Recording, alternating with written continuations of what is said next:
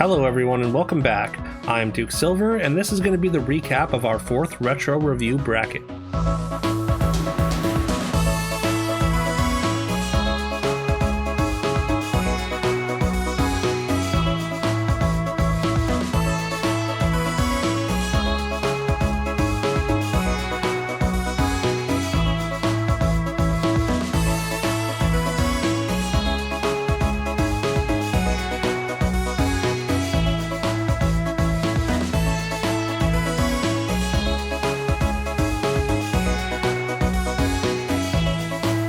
On the last Sunday of each month, we are taking 8 random retro games pulled from a list suggested by the community and putting them in a single elimination bracket. Each game gets a half hour on stream, then chat votes on which one stays and which one is sent to the abyss.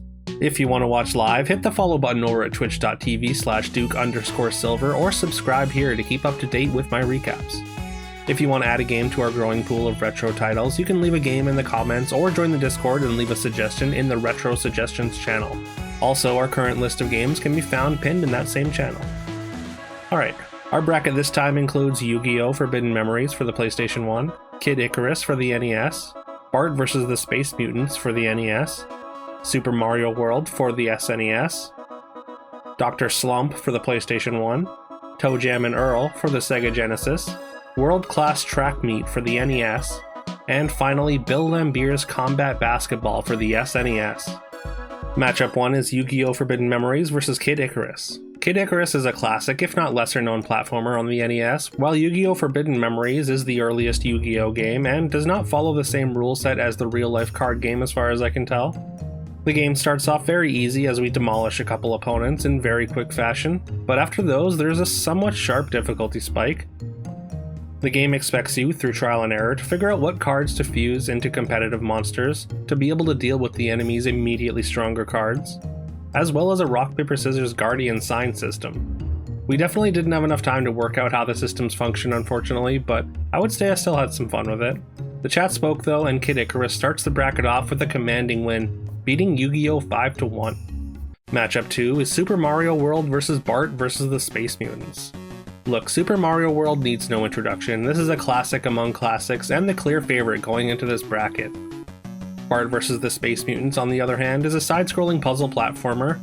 Aliens have come to Earth and are trying to manufacture a planet-conquering weapon using purple objects. So the goal of the game is to hide or paint every purple object Bart can find. The basic platforming is pretty tough. You have to run under a lot of enemies, and gauging your momentum in tight is not easy.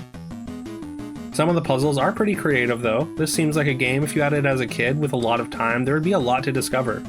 While Bart vs. the Space Mutants was certainly interesting, of course Super Mario World, as expected, wins the vote 6-3. Matchup 3 is Toe Jam and Earl vs. Dr. Slump. Toe Jam and Earl was a real crowd favorite here. Going in, I'd never played it before though. It seemingly has some early roguelike elements, which I thought was pretty cool. Dr. Slump is a game that was never released in the West. I did have to find a fan translation for this game. Dr. Slump is like a slice-of-life anime in-game form. You take on the role of Arale, an adorable version of Frankenstein's monster.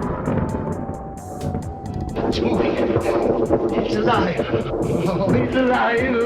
It's alive. It's alive. It's alive. This is a really unique game, literally just about exploring the world through the lens of someone discovering it for the first time. This was apparently based on a manga made by the great Akira Toriyama before Dragon Ball. Although Dr. Slump was very unique, the nostalgia of Toe Jam and Earl was just too much to overcome, and it wins the vote 5-2. Our final matchup of round 1 is Bill Lambier's Combat Basketball vs. World Class Track Meet. These two games were both suggested by the same person, shout out to Kiviol. No matter the result here, his suggestion moves on. Bill Lambier's Combat Basketball is meant to be a no-rules version of basketball, and that does ring true, it does not rule. World Class Track Meet, though, was originally meant to be played on the Power Pad, which is an early floor mat style controller where you use your feet to control the inputs. You better get ready for the most challenging Nintendo system ever. Ready? Let's do it! The new Power Pad. It's only available in Nintendo's new Power Set. Now you're playing with body power. I did not have that available, so I did end up just using my fingers, making the game much easier than it normally would have been. So this is essentially a button mashing simulator without the power pad, but it's honestly surprisingly fun. At least it was, since I was trying to beat the achievement times on retro achievements. This round was very close. Unfortunately, I think the button mashing simulator may not have been as exciting for people watching. And Bill Lambier's Combat Basketball edges track me with a vote of just 2-1. Semifinals time. Our first matchup of round 2 is Kid Icarus vs Super Mario World. Kid Icarus, once again, is a lesser-known classic on the NES, but the platforming felt great and it's very forgiving compared to the other games of the era. Super Mario World is of course the gold standard when it comes to SNES-era platforming. The classic Nintendo polish is on full display here, with immaculate level design and an extremely cool overworld. Also, this game was the debut of Yoshi, Mario's trusty mount and iconic sidekick. This was a battle of absolute classics, but in the end, with an upset for the ages, Kid Icarus wins the vote 4-1. Super Mario World was of course the heavy favorite going in, but some savvy campaigning by our own Spylo helped Kid Icarus get the victory. Round 2, matchup 2, is ToeJam and Earl vs Bill Lambier's Combat Basketball. ToeJam and Earl's genre is hard to pin down. It's sort of an exploration roguelike with a hip-hop aesthetic.